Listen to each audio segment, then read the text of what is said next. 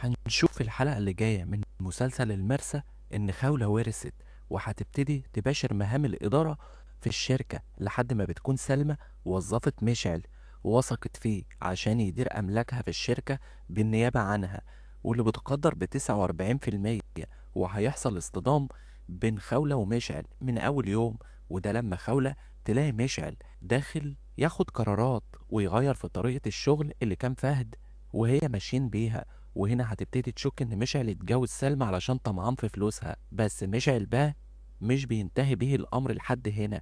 مشعل هيقرر ينتقم من خولة زي ما قال لإبراهيم صاحبه على طريقته، وهيستخدم سلطان في مخططه. سلطان طبعا لما يروح يشوف المطعم اللي هيشتغل فيه زي اخونا نواف ما قال له، سلطان هيلاقي شغل المطعم صعب جدا ودوشة، فمش هيعجبه الحال وهيمشي وهيدور على شغل تاني ومش بيلاقي. ومشعل بقى بيكون بيراقبه وعرف ظروفه المادية إن هي وحشة، فهيروح لسلطان ويلعب لعبة عليه، وهو إنه بيقول لسلطان إنه سمع عن خبرته وهو قبطان، وإن هو عايزه علشان يشتغل معاه في الشركة. وسلطان بيكون مصدقه طبعا في البداية، وبيقعد يحكي له كمان عن مشاكله. طبعا سلطان ما بيكونش عارف إن مشعل يبقى جوز سلمى، جوز سلمى طليقة فهد، أو حتى بيدير الشركة مع خولة. وأثناء ما مشعل بيتفق مع سلطان هيقول له ان الشركه دي تبقى بتاعت فهد وخوله وسلمى. وهنا سلطان بيتعصب على مشعل وبيتخانق معاه في المطعم امام الجميع، وبيقول له انت بتلعب بيا.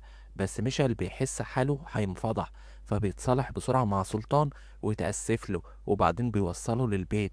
ونوال بتشوف مشعل وهو بيقول لسلطان كان بدي اساعدك وتشتغل معي في شركتي. ونوال بقى سمعت كل حاجه، وهتقول لسلطان مين الرجال ده اللي عرض عليك شغل بمرتب عالي وانت بترفض؟ انت مش عارف احنا محتاجين مصاري انا وعزوز قد ايه؟ وسلطان بيقول لها ملكيش صالح. بس نوال بقى بتقدر تعرف من الكارت ان الشركة دي تبقى حق خولة وفهد، وبتقول له سلطان قول للراجل ده اتفق معاك على ايه وكان عايز منك ايه، يبقى روح اقول لخولة انك على علاقة بمشعل. وسلطان بيقول لها كان عايزني ان اشتغل معاه في شركته، شركة فهد وخولة، وانا استحالة اعمل كده، يعني اروح اشتغل في شركة صاحبي اللي انا حاولت اخلص عليه في يوم من الايام، وخولة اللي انا خنتها وسبتها عشانك وخربت بيتي. ونوال بتاخد الكارت وبتروح بعد كده من ورا سلطان، لان سلطان طبعا بيكون ساب لها البيت ومشي وهي ما تعرفش مكانه فين. وبتروح تكلم مشعل وتقول له خليك عندي، وعدك انا بقنع سلطان، بس انا اوصل لمكانه فين لانه مختفي. اما بقى طلال علشان يخلي نغم تبعد عنه وكمان بدر يرجع البيت، هينشر خبر انه بيخطب وبيتزوج.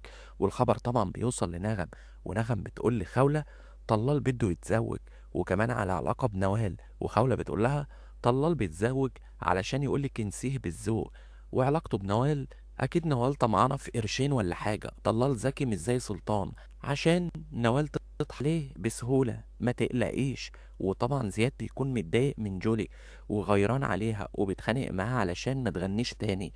وجولي بتلاقي زياد مش بيرد عليها، فبتقرر تروح تصالحه في البيت. وهناك نغم وخولة بيشوفوها، وخولة بتكون مبسوطة ان زياد بيحب وهيتجوز. ونغم بتكون تعرف جولي من قبل كده، فبتكون خايفة على زياد من جولي وبتقوله دي ممكن تكون مش مناسبة ليك. وزياد بيقول لها مين اللي بينصحني؟ نغم اللي تركت بيتها وكانت بتحب شخص تاني غير بدر. ونغم بتقول له انا اسفة بس كان فيني انصحك مش اكتر. وزياد بيقول لها انا اسف انا ما كنتش اقصد. ونغم بتقول عامة انا عرفت خطأي، ومن هنا ورايح لا برجع لبدر ولا بكلم طلال. وخولة بتسمع كده وبتكون مبسوطة من نغم جدا ان هي عرفت مصلحتها وبتحافظ على نفسها. ودي بتكون احداث الحلقة اللي جاية من مسلسل المرسى. اشوفكم في حلقة جديدة.